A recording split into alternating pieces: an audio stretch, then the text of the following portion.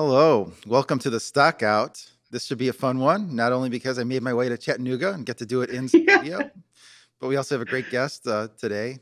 I'm Mike Baudendistel. I'm one of your hosts, joined by Grace Sharkey. Grace, good to see you. Yeah, good to see you. Slightly jealous to see you in the studio as well. So that's also fun. Maybe, hey, well, for everyone that's going to be attending our June event, you'll see the show live with us together there. But congrats on making it in. I was like, oh, there we go. Yeah, you just when you come to Chattanooga office, you just have to remember not to go to the Panera across the street. It's like the world's worst Panera. It'll take you an hour to get your bacon, egg, and cheese. But with that, I want to maximize our time with today's guest. So I think we should go ahead and bring on today's guest. It's going to be Brittain Ladd. You want to intro Brittain? Yeah. I mean, this is again probably one of my favorite guests that we've had doing the show together so far. With us is Brittain Ladd, of course, a consultant, a strategizer in the field of global supply chain as a whole. Brittain, thank you so much for joining us on the show, and I'd love for you to dive into a little bit of your background to give our audience a little view of why you've gained and earned that expertise. Well, thank you so much for having me on. It's truly a pleasure to be here. So my background, I began my career, frankly, in the Marines. I served in the Marine Corps for 6 years. And then after I was discharged from my bachelor's degree, I started working in the trucking industry. I went on to earn 3 master's degrees. I got into consulting. And then I started working for companies like Amazon.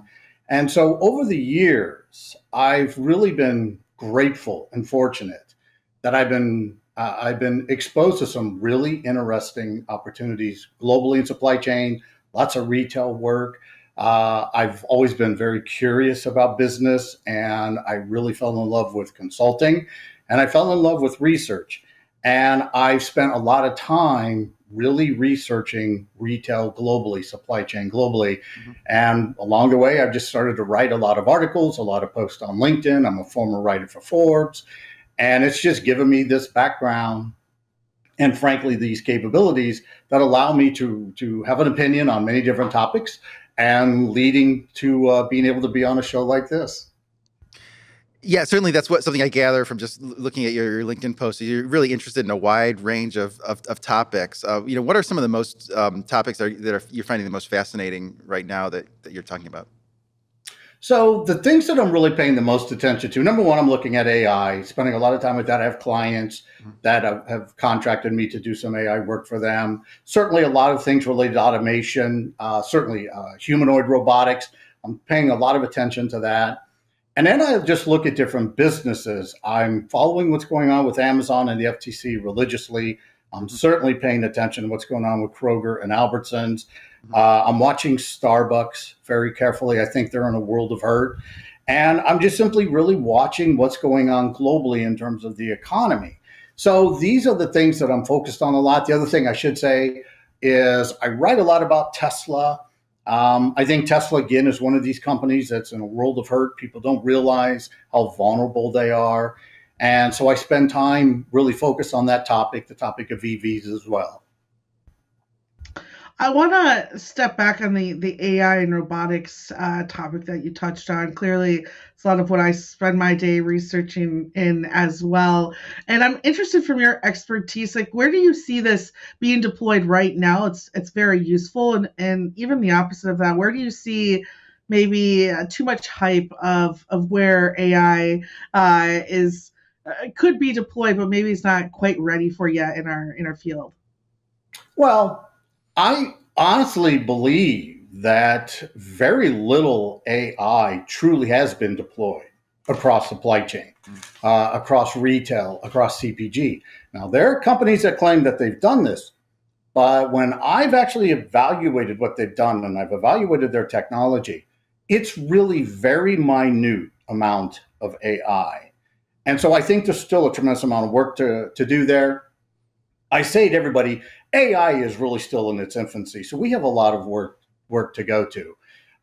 In terms of the robotics aspect, now there's a lot being written about humanoid robotics. A company called Agility Logistics, for example, they have their little robot, Digit, and it's been in different factories and warehouses of Walmart and Amazon and so forth, but it's really not ready for prime time. Frankly, I've written articles where I've said, I totally disagree with the design. I've had discussions with the team that actually designed Digit, and I said, why can't the torso just spin 360 degrees or 180 degrees? I said, why does it have to be this clumsy movement to try and turns around? I said, it is not applicable for warehousing. And there's a really interesting company called Figure AI, and they've really made some great progress. They've raised about $750 million, I believe. They're only about a one-year-old company. Brett Adcock is the CEO. And he's working on actually building a operating system for autonomous robots, or for humanoid robots that will make them fairly autonomous and give these robots an ability to actually work and do things on their own instead of being controlled by humans. So again, a lot of work there. I'd have to say, when it comes to this topic, I would love to see Optimus, which is Tesla's humanoid robotic company, actually have a merger of equals with Figure AI. And I think Brett Adcock should actually be the CEO over both of those combined companies. I don't see how Elon Musk is going to really be able to achieve his goals in humanoid robotics and AI on his own. And I think having Brett actually be in charge of that is a much better strategy. Yeah, you really seem to know these companies well. Definitely encourage people to check out your posts on all those topics. Definitely want to ask you about Amazon. Something we've talked about Amazon before. The FTC lawsuit, I think, is kind of fascinating. Actually, we went through the whole complaint, at least those parts that weren't redacted. I mean, do you agree with them that they're exploiting a monopoly position that kind of reinforces itself in all those different areas? Well, so I've actually written a lot about this topic. Lena Khan, the chair of the FTC, has actually read my post and read some of my writing on this topic. And my argument with the FTC is this. I believe that they're declaring Amazon a monopoly, but I think they're using the wrong argument. Frankly, I think the argument that Lena is using, Chair Khan is using, has too many holes in it. I don't think that it's going to stand up in court. And I would be amazed if they're actually ever going to be successful in using that argument to declare Amazon a monopoly. Where I believe Lena, Chair Khan, should have gone is where I make the argument that Standard Oil was declared a monopoly in 1919 because they were declared as having a restraint on trade. And so what I state in my writing about this topic is I say Amazon is the opposite. Amazon has become a necessity for trade. And that to me is why Amazon could be legally declared a monopoly, because if you're not on Amazon, you really are not going to be able to achieve your goals as a brand, as a retailer, a seller. And I think that gives Amazon really, I don't want to say it's an unfair advantage, but certainly it gives them a tremendous amount of control. And I think that to me would have been a better argument for Chair Khan to use. Do I see Amazon really getting into trouble here with the FTC? I think this can last much longer than people realize. But I will say this, I've argued for several years, I think Amazon should voluntarily break up. And I think they really should try and create 3 or 4 separate business units so that they can really maximize the growth of each of these key areas: pharmacy, medical, logistics, retail, and so forth. Certainly AI, cloud services. And I think they would be better off if they would just say, we're going to have separate companies do this, avoid the argument that the government is trying to use against them. Even if they were to be found not guilty or ruled that they're not a monopoly this time, I think this is a topic that's just not going to go away for them. So I think they should really better position themselves for growth and not having to spend so much time in a courtroom. You mentioned in that note, right, that it's a necessity, right, to work with them. Do you feel like there's any providers out there that are building towards being able to compete at that level, or is it just the horse has just won this race and it's over with at this point? Well, the challenge is the only one who could come close today would be Walmart. And one can make the argument that Walmart in itself is an even bigger monopoly than Amazon. Walmart generates 60% of their revenue from the sale of groceries. In many markets where Walmart operates, they have a 100% market share in groceries. And so they themselves, I think, are going to have an issue with possibly being declared a monopoly or taken to court and ruled a monopoly in the future as well. But let's set that aside for the moment. it takes a tremendous amount of infrastructure, a tremendous amount of capabilities to really be able to provide the type of services that Amazon does for fulfillment by Amazon, logistics, and so forth. So I think the only companies that could really challenge Amazon, and I've stated this multiple times, is if Shein and Temu and TikTok collaborated. And what they do is together, they also work with Alibaba, and they start to leverage Alibaba's really global capabilities and logistics. And they expand that same capability in the United States and offer much better deals to sellers, to retailers, to brands, to take advantage of their combined ecosystem. I think it's a really interesting idea. I don't know if they'll do it. If they're smart, they'll do it because they're actually competing against themselves needlessly when they really have a common enemy, Amazon and Walmart and other retailers. The goal of Temu, Shein, and TikTok Shop is to grow. And the only way to do that is through the enablement of a supply chain that will enable growth. So together, they're stronger companies. And I think they really could provide some interesting competition to Amazon and certainly to Walmart. Interesting. Yeah, you really do think strategically about all of these things, kind of many steps and possibilities ahead. I wanted to get your perspective on, you mentioned a bunch of Chinese companies just then. How do you feel is going to happen with the U.S. companies trying to diversify their supply chains away from China, in the event that the geopolitical issues intensify? Well, so it's really fascinating. I get asked this question a lot. I've completed several projects over the last several years, and companies will come to me and say, we would really like to be able to extract ourselves from China, and we want to be able to move our supply chain to another country or multiple countries. I'm like, okay. So I said, here's what I'll do. I'll write a report and I'll explain to you why that's going to be nearly impossible. So the only country that exists today that has the potential to being able to provide the types of services on a large scale that China does is India. But India is years away from actually being able to do anything remotely close to what China's doing. So then we have to look at and say, well, who else is out there? And it's really Mexico. But the Chinese are really smart. The Chinese can read a map, and the Chinese understand economics and supply chain. So Chinese companies that are providing manufacturing and logistics services in China have moved into Mexico, and they've opened up factories and they've opened up logistics centers in Mexico. And so when companies say, I want to extract myself from China, well, what they end up doing is oftentimes moving their production from China and give it to that same Chinese company who's simply manufacturing it in Mexico. This is a really difficult problem to solve. It's really not going to be easy. And I think it's going to be years, if ever, before some of these companies that would like to be able to nearshore their supply chains and pull themselves away from China are going to be able to do so. China also is really the ones who have the power here, because if they're under danger or they feel they're in danger of losing too much of what they're doing in terms of business to American companies that want to pull out of China, they simply can turn the screws on manufacturing and supply chain and other areas and really cause a fairly significant disruption to multiple companies in the United States and Europe. And I think they would do that to send a message that stop trying to leave. Let's work together here and let's come up with a better solution. But we're not just going to sit here and watch all of our business exit and go to Mexico or go to India. And while we're on this topic, let me also say this. We often hear how there's all this talk about China possibly attacking Taiwan. Makes no sense to me. Taiwan is not a long-term threat to China.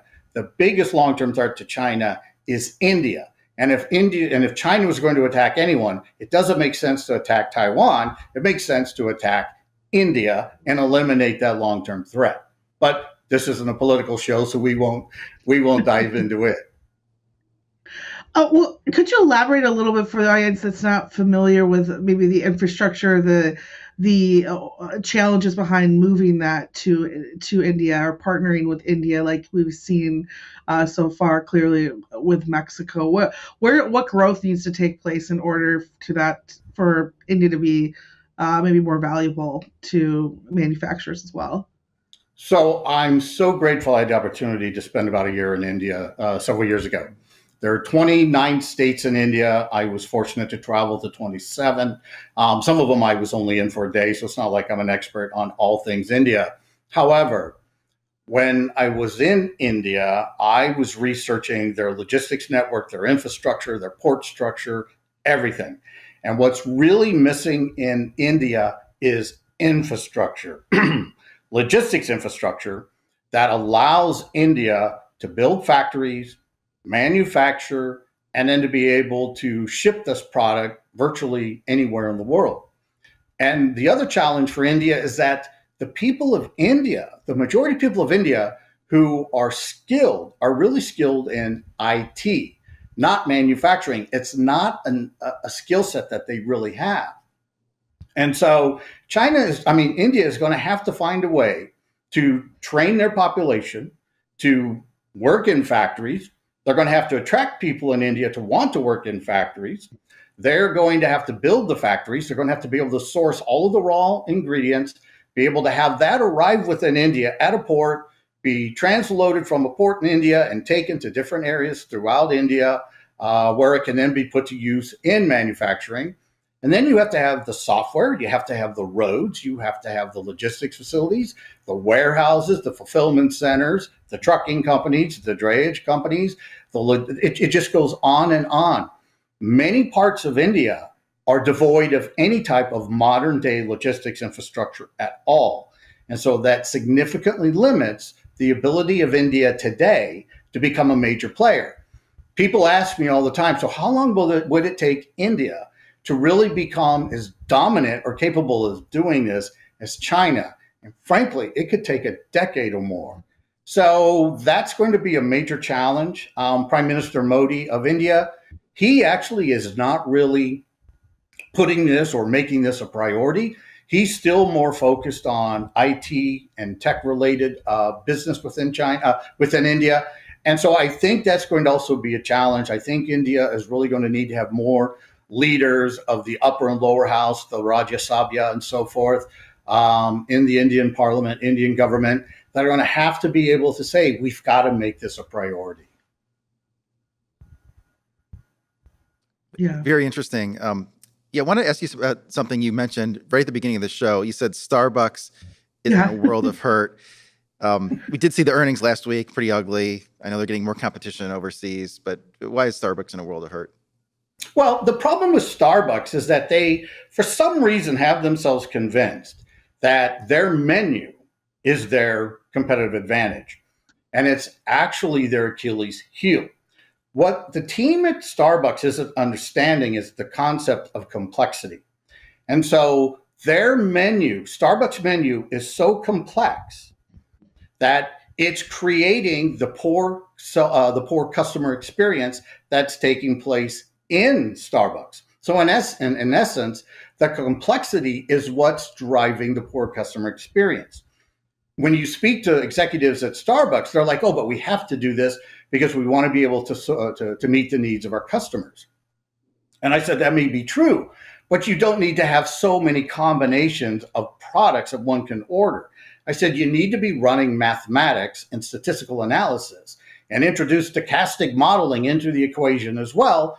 And I said, you want to be able to identify, so what drink mixes are the optimal ones to provide? Or, and this gets interesting, I said to the executives, I said, or you give customers the ability to come in and mix their own drinks. And I've actually pushed Starbucks to do that for several years, to where you can change up your store design, you can build different stores to where customers can come in and say, I'm going to have this, this, and this. They mix it, and then they simply are charged right there because they scan their phone or whatever, but they can be doing some of the work themselves. The other problem that I think really Starbucks has is they have the worst food, the most uninspiring food of any quick service restaurant I've been in or coffee shop. I don't drink coffee, but I do drink hot tea, and I go into Starbucks often. And I'm just amazed at how poor the food is. And so what I've said, and I stated this in a post recently, I said, I believe Howard Schultz, the key executives of Starbucks, should go speak to Mark Lowry. Mark Lowry, who started Jet.com. Jet.com was acquired by Walmart. Mark Lowry has formed this company called Wonder. And Wonder is a really interesting company in terms of restaurant and food. And I said, why not partner with Wonder and have Wonder design a much more inspiring menu for Starbucks, but also provide a much better capability for delivering really tasty food that Starbucks customers are going to want to order. When you think about it, Starbucks is virtually run out of customers in the United States who want who are new customers to come in and drink the coffee. So they need to take that asset, their stores, and they need to find a way to drive additional sales. And the best way to do that is allow customers to have access to much better food. So now when Brittain Ladd goes in and buys his green tea, well, maybe I'm buying 2 or 3 or 4 items of food that may increase my actual purchase by $10, $15, $20. That's what Starbucks has to do. And I'm not convinced they're going to be able to do it because they've been on a downward trend for several years now. But the biggest mistake Starbucks made is they hired the wrong CEO to be the CEO of Starbucks. They needed an entrepreneur, an expert in store operations, and someone who really understands customers and food and drinks, and they don't have that. Their CEO spent 19 years with McKinsey, and everything to him is a problem that can be solved through consulting, and that's simply false. I'll agree with you on that one as a Starbucks girl as well, especially for the price. Their quality of food is just like, it doesn't make sense to me. And I've seen myself going to another coffee shop to purchase food, even though I like the coffee. And so I'm with you on that one. We have a couple minutes left, Brittain.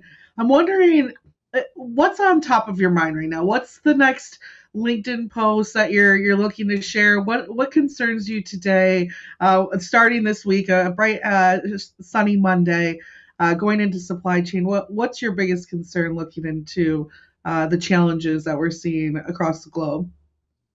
Well, really, it always comes back to the economy at the moment. And it really comes to the fact that we're really in an interesting time period. When I look throughout history, I can make the argument that we're really in a situation that we were in 1860, but we're also in a very similar position that we were prior to World War I. And in some ways, we're really in a position that we were in 1939, when there was all these dangers in the world, all of these military conflicts that had started or were going to become even much larger. And then we look at our economy and we say we still are fighting this crazy inflation that's having a dramatic impact on many people. And so what I look at is, so how do we, as a planet, as countries, as we as the United States, how do we really start adding more stability to what we're doing globally, to more stability to the country? How do we do a better job of really crushing inflation? But more importantly, how do we really determine, so what are we going to be as a country in terms of our country in the coming years? Where do we need to place our focus? I can say, for example, the program where the United States government has been giving billions of dollars to several companies to build microchips in the United States is going to go down in history as one of the biggest failures ever of any country related to a capital investment. It's going to fail miserably. And I think that the United States needs to do a much better job of saying, so where do we want to have our focus in terms of business? What type of business are we really going to be supporting? I think we have so much complexity in the automotive industry. I think we're pushing way too much on EVs. I'm not a big fan of EVs. I honestly don't think they're anywhere near as advantageous as people like to claim that they are. So I'm constantly researching all of these types of topics, but I'm also looking at things, again, related to what's going on in trucking, what's going on in logistics, what's going on in robotics. And then I'm certainly paying attention to what's going on, say, with Kroger and Albertsons. How is that merger going to turn out? Is it going to be approved?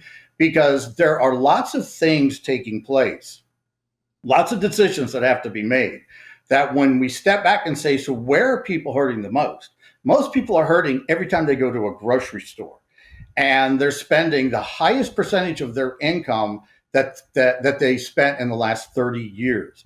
More people spend more of their income on going to the grocery store than virtually anything else. It's really staggering, and it's really hurting a lot of people, and that needs to be addressed. So this is the type of stuff that on a daily basis I'm always working on. And then I have my real job where I'm working with clients who have me focused on many, many different topics that are, again, related to economics, military strategy,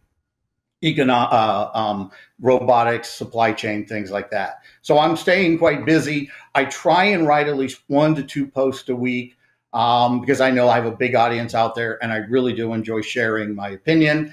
And I like it when people really actively take part in the discussions on the topics I write about. Well, I want to thank you for bringing those discussions here to our show as well, and for our audience. Make sure you check out everything Brittain is working on as well on LinkedIn and other social media sites that you can find him too. For all of you out there as well, join us. Make sure you head out to Atlanta in June. Head to live.freightwaves.com. You can learn more about our Future of Supply Chain event to have, of course, wonderful discussions like this with me and Mike too, doing the show live there. And then head to freightwaves.com/Stockout and make sure you join our community as well. And in that newsletter, you'll get a discount code for that too. Until then, I guess, Mike, enjoy the studio, and we'll be back soon. Hopefully another episode of Brittain, because that was great. Over that I would have loved to have asked about, but yeah, save it for next time. Yeah, part 2. Yeah. Thank you, everyone, for watching.